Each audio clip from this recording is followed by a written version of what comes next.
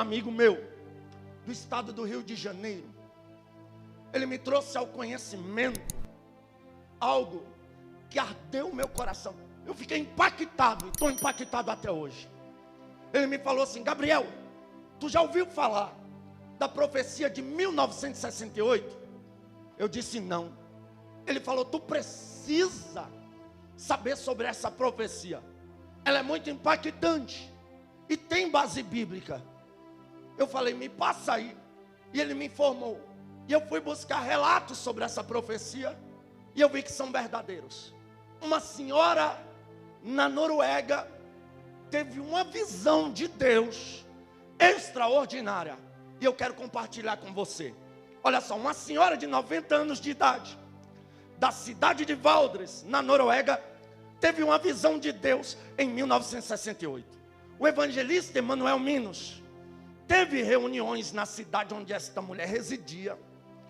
Ele se encontrou com ela e ela lhe relatou o que vira. Ele anotou tudo, mas achou aquilo muito estranho e guardou a profecia numa gaveta. 30 anos depois, decidiu que era hora de compartilhar a visão daquela mulher com outras pessoas. Olha o que diz. Aquela senhora de Valdres era uma mulher confiável, uma cristã fervorosa, de boa reputação na igreja e comunidade aonde morava. Eis o que ela viu. Olha o que ela vai dizer: vi os tempos logo antes da volta de Jesus e antes de romper a Terceira Guerra Mundial. Vi os eventos com os meus olhos naturais. Vi o mundo em forma de um globo. Vi todos os países da Europa. Vi a Escandinávia. Vi a Noruega. Vi certas coisas que acontecerão logo antes do retorno de Jesus e antes da última calamidade. Calamidade esta que a humanidade nunca experimentou.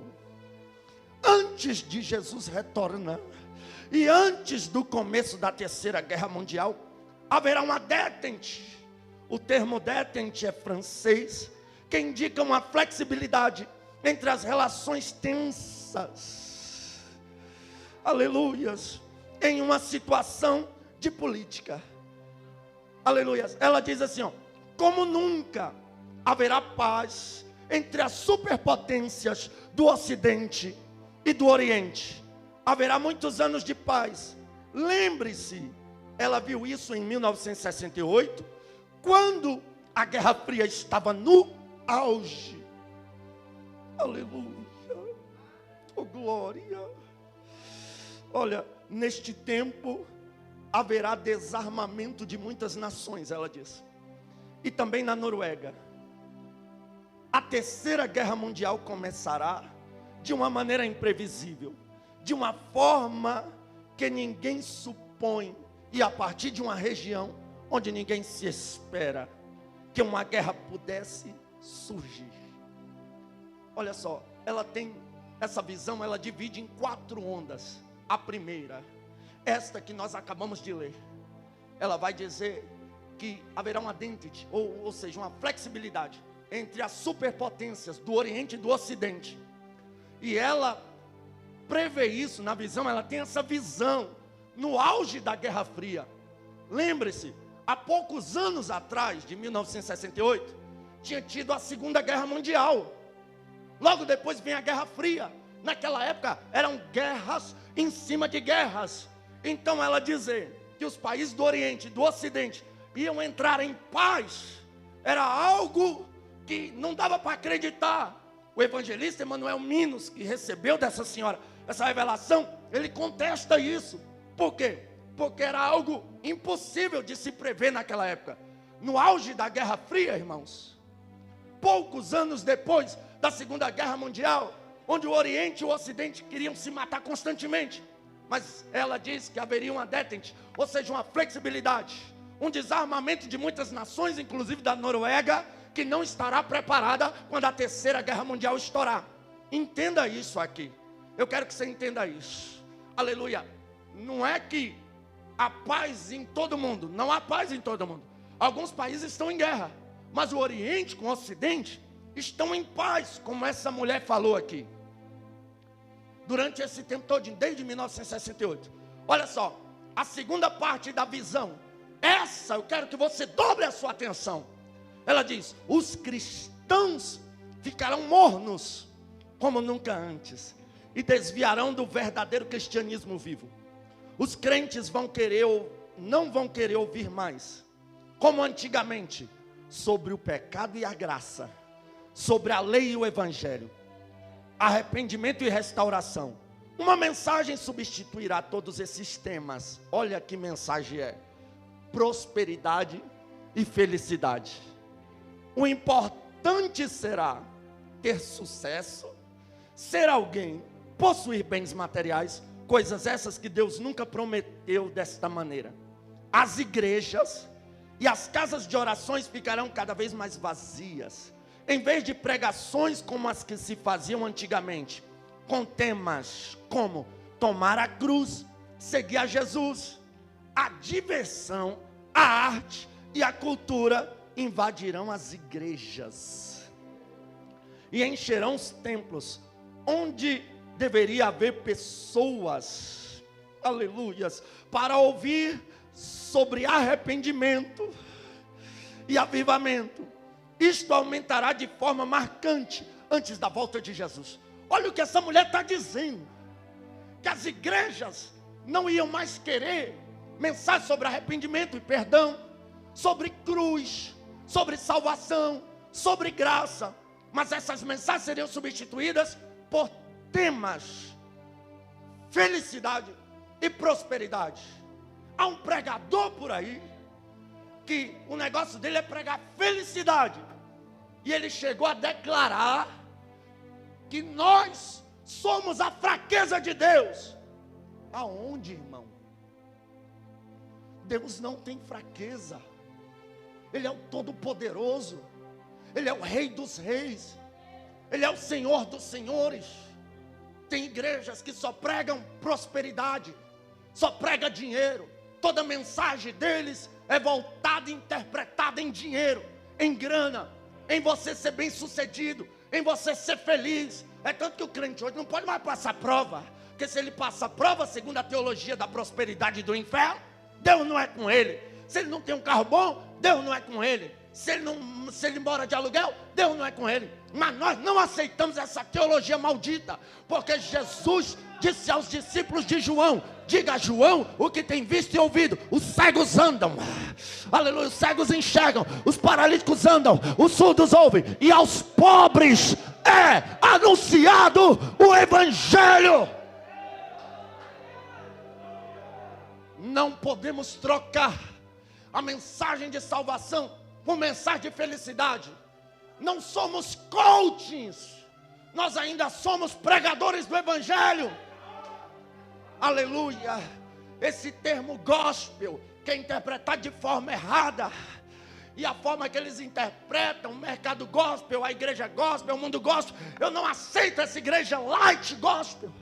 Eu não quero ser chamado de igreja gospel. A igreja ainda é protestante. Por quê? Porque ela protesta, porque ela é cheia do Espírito, e o Espírito convence do pecado, da justiça e do juízo. Não aceite mensagens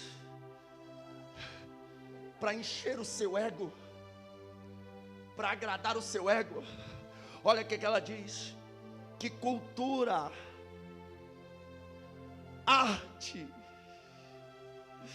aleluias, e a diversão invadirão as igrejas. Sabe, as culturas estão invadindo as igrejas. Tem igrejas fazendo carnaval gospel, isso é cultura mundana. Tem igrejas que tem festa junina gospel, isso é cultura mundana. Isso não existia na igreja primitiva, isso não existia na Assembleia de Deus, quando ela foi fundada em 1910 aqui no Brasil. Mas essa palhaçada está chegando em muito templo. Mas se nós formos crentes verdadeiros e não tivermos comichão no ouvido, nós ainda aceitaremos a sã doutrina e a palavra de correção e de salvação. A diversão entrará no templo. Esses dias eu tive que concordar com um satanista. Por quê? Porque ele exortou um grupo de jovens que se dizem ser cristãos, que estão vivendo o que essa mulher profetizou aqui. A diversão, dançando funkzinho gospel, e rebolando, e com as suas roupinhas imorais. E um satanista exortou esses jovens. Eu tive que concordar com ele, porque isso é errado. O que é do mundo não nos impressiona. Aleluia. O tipo de louvor que Paulo cantava era porque dele e por ele, e para ele são todas as coisas, a profundidade das riquezas. Aleluia. É isso que Paulo cantava. Não é pegar essas letrinhas e colocar numa batida de música do mundo e querer trazer para a igreja. Nós não aceitamos isso. Não queremos diversão para a nossa carne, aleluia, mas queremos orar, queremos jejuar, queremos nos santificar, para quando a trombeta tocar, nós subimos.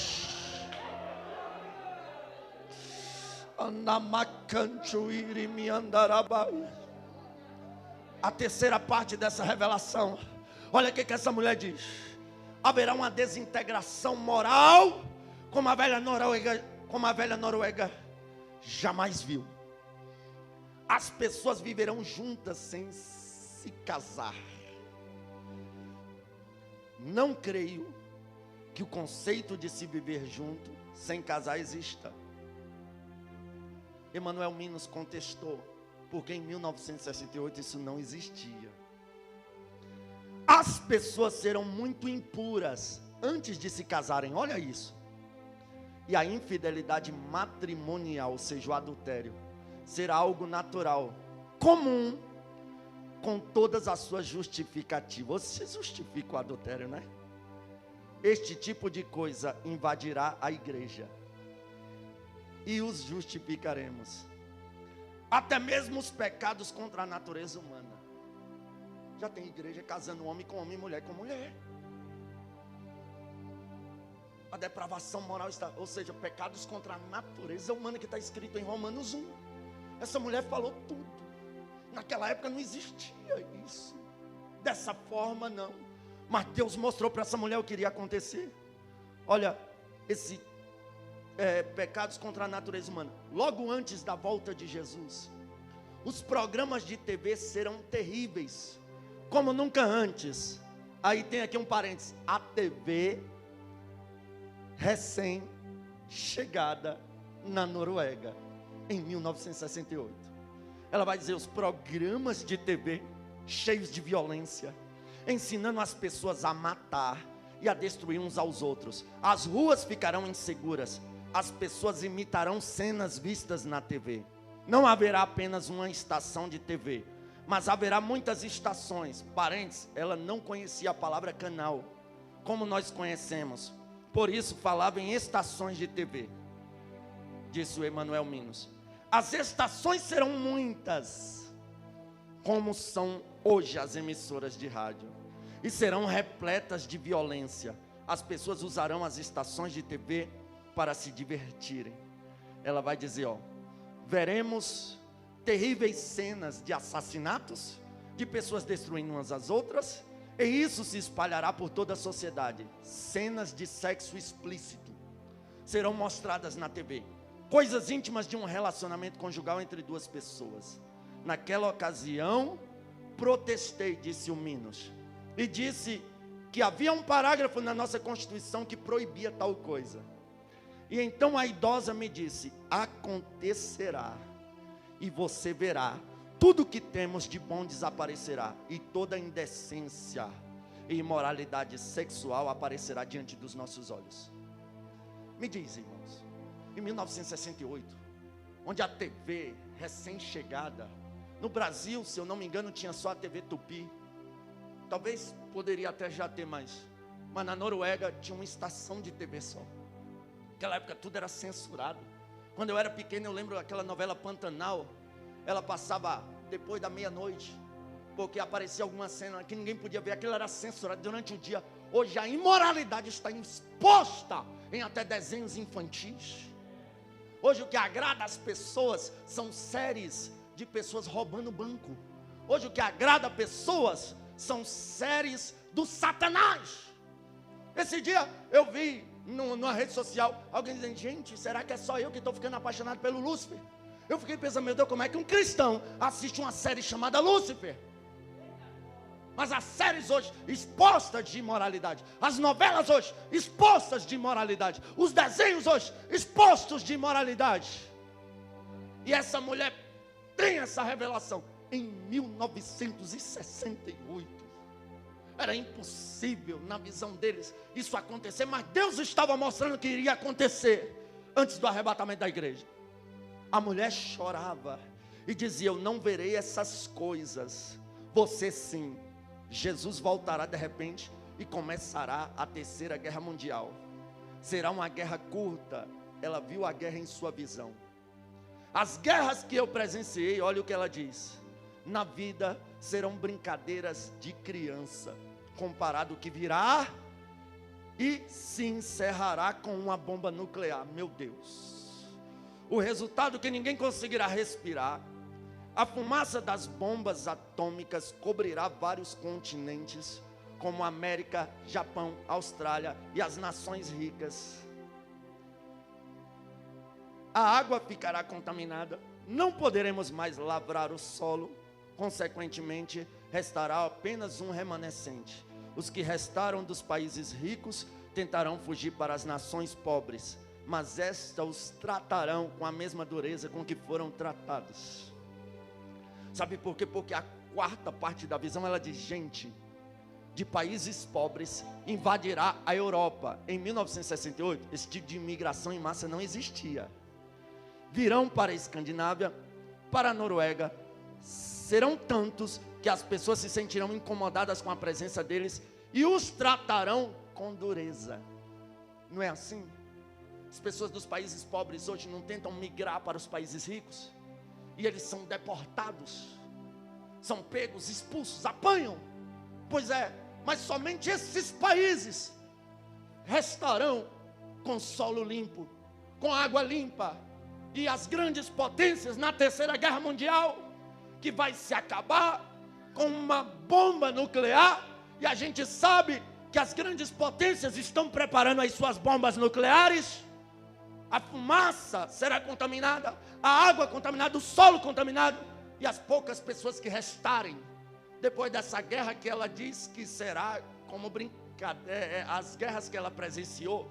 Olha que ela presenciou a Segunda Guerra Mundial, olha que ela estava no auge da Guerra Fria, e presenciou outras guerras.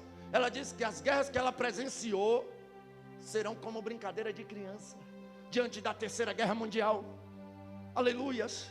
Aí ela vai dizer que as pessoas que restarem vão tentar fugir para os países pobres. E da mesma forma que eles tratam hoje quem vem dos países pobres para entrar nos países ricos e são expulsos, eles serão expulsos também. Aleluias.